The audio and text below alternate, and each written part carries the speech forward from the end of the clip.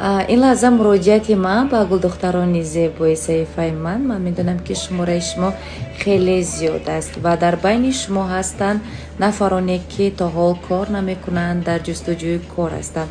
و من همیشه میگم که از همه کاری آسان که مهنت زیاد را طلب نمیکند یگانه شما وقتی خود را جدا میکنید، وقتی معین، هر وقتی که شما میخواهید به این کار مشغول شوید، خواهید 1 ساعت، خواهید 2 ساعت، هر وقتی که خودتان میخواهید، این خواهش شما است و کاری از همه آسان که درآمدی خوب دارد این در شرکت فابریک است. چون که خودی من نیز در این شرکت کار میکنم، فعالیت دارم و در گروه ما یک بانوی پیش صف و پیش قدم هست، مخصوم و مولوده که عین حال با آنها نیز کارگر لازم است. مولوده خان صاحب 5 فرزند هستند، در شهر